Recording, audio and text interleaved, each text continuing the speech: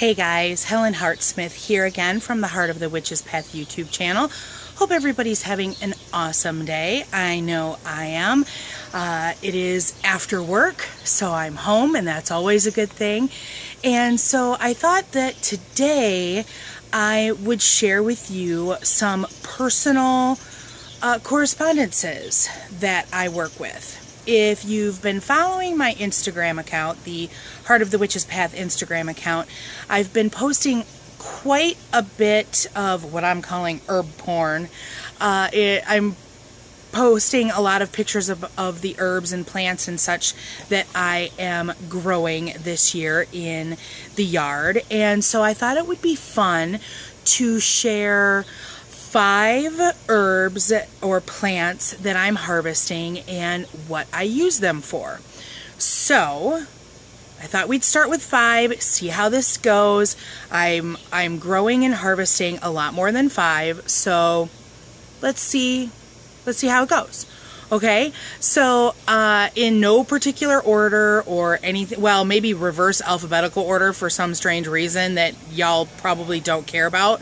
Whatever. Let's start with one of my favorite herbs.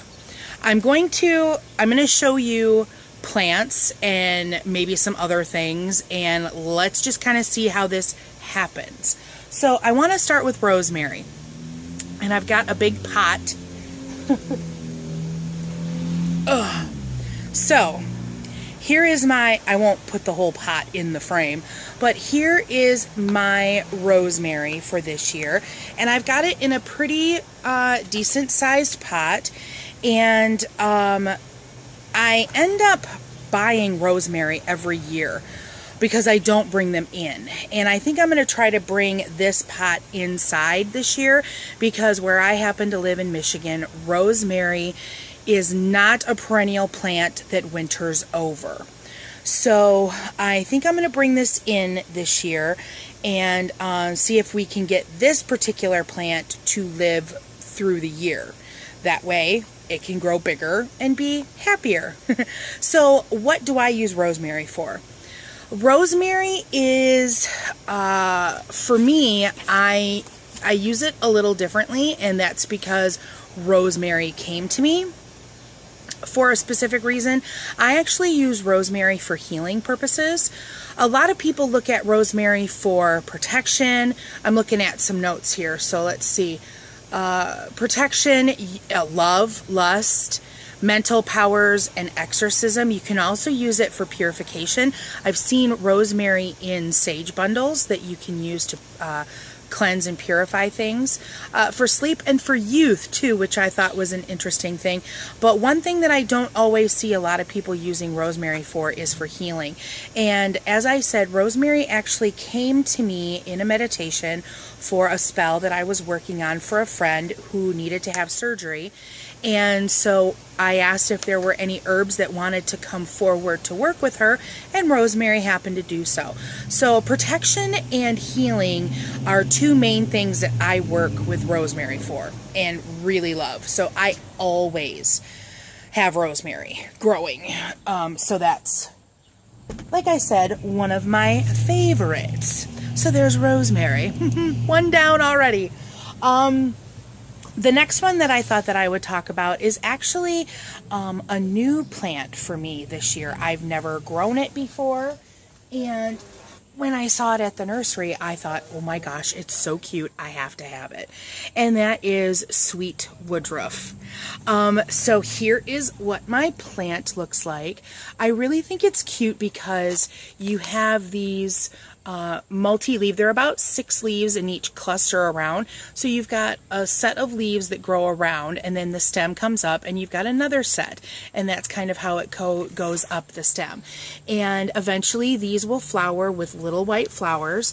And as I said, so this is the first time that I've ever grown this plant, but I've actually harvested quite a bit from this plant already this year and dried it so that I can use it in the future.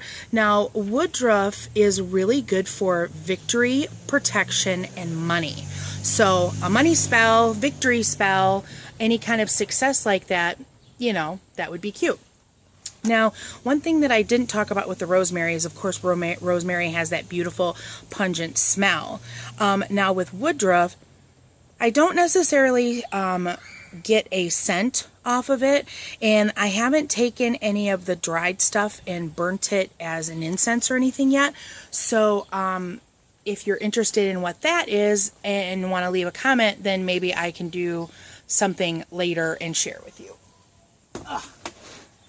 And that's a heavy pot. So that's woodruff.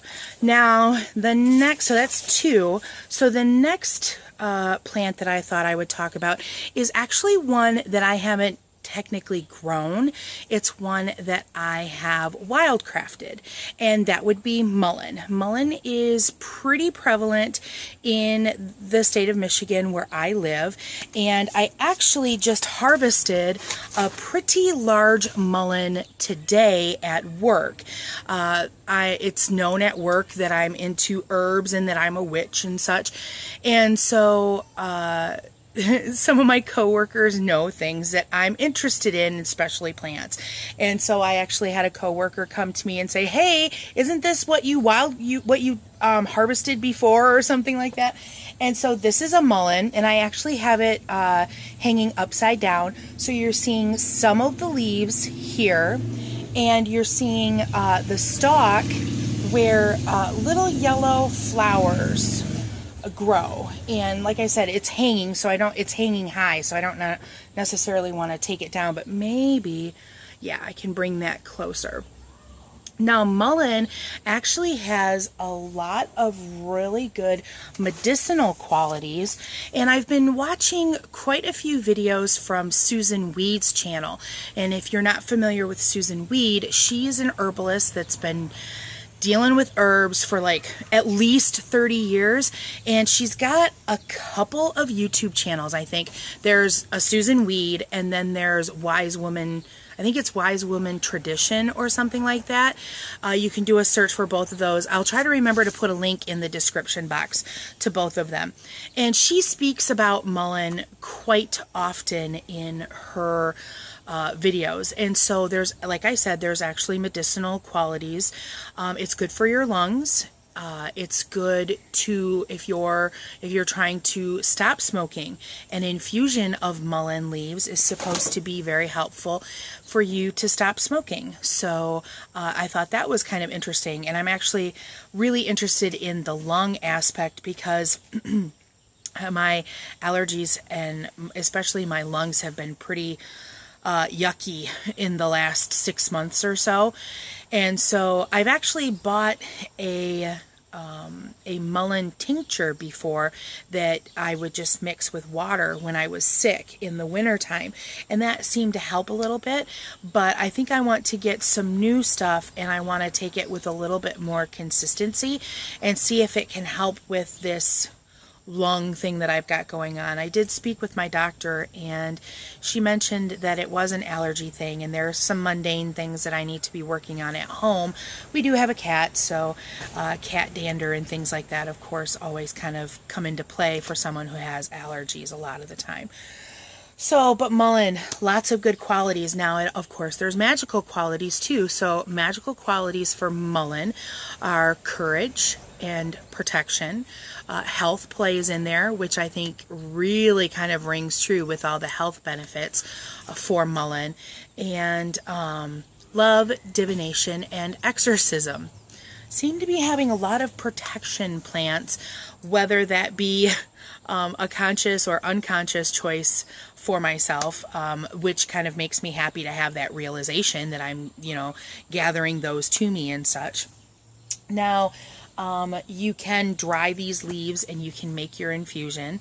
And Susun actually goes into quite an in-depth video on how to go about that. So I won't speak to that. As I said, I'll put a link to her channels. So if you're interested in learning more about that, then you can go ahead and do some watching there. Maybe it's a place you haven't been to yet on YouTube, and it's worth it. So there's mullein. Oh, one other thing that I wanted to talk about with mullein is I heard and I'm giving it a try.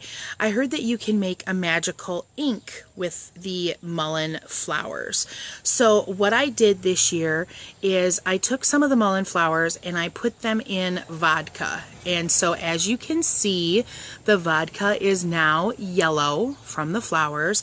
And so you're supposed to be able to take a quill and dip that in there, and you can use it either for sigils or for writing out an incantation or something along those lines, and using it for magical properties, theoretically, for the things like protection and health and those other things that I already covered.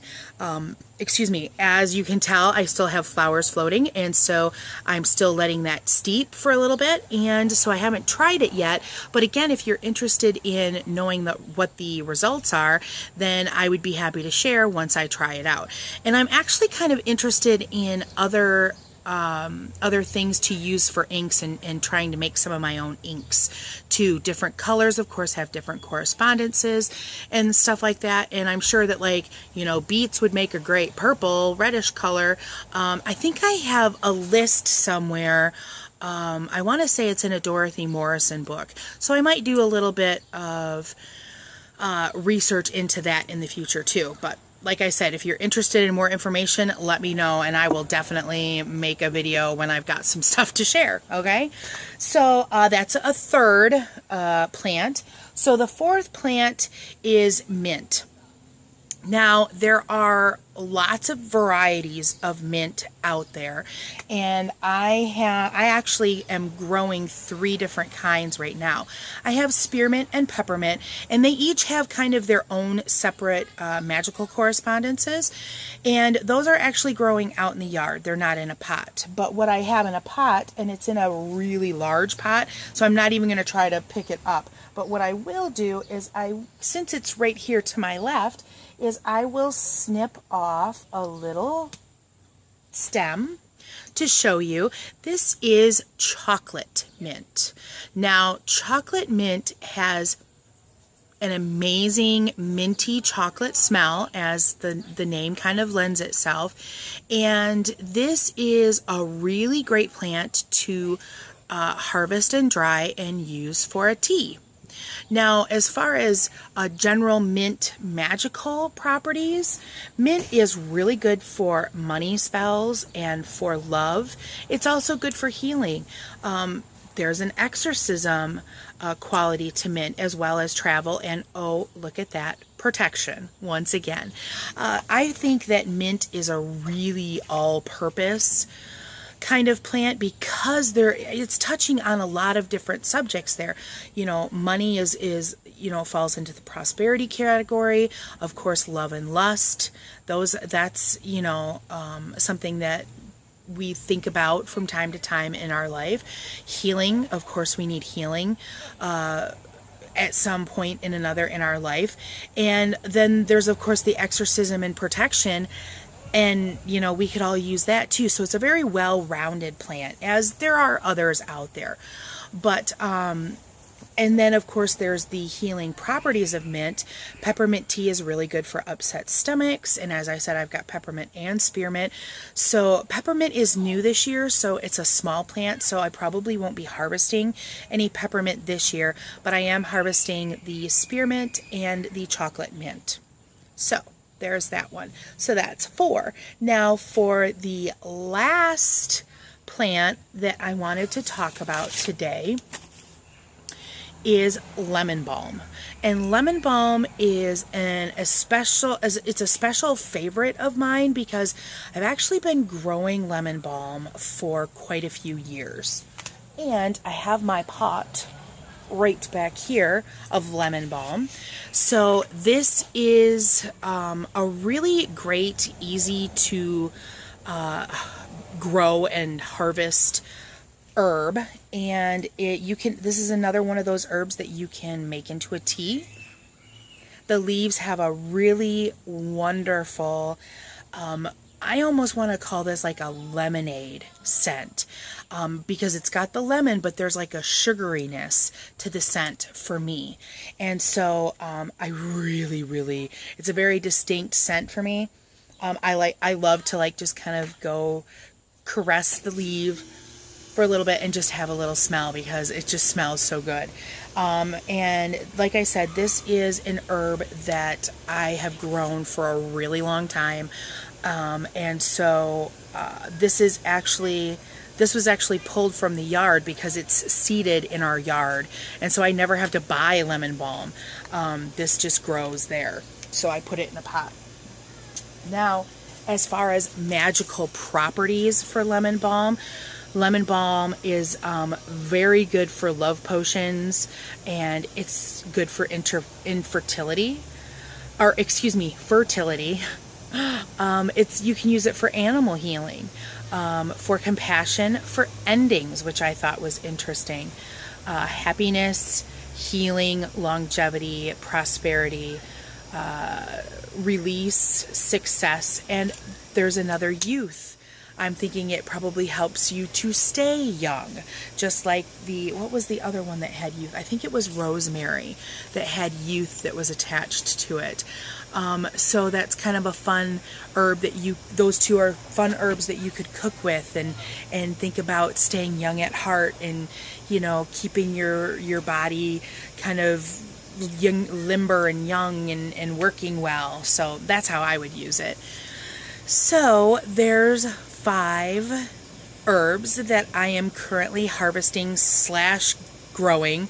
4 of them I grow with, so the mullein is the only one that I haven't technically grown. But that's what I'm harvesting, 5 things that I'm harvesting.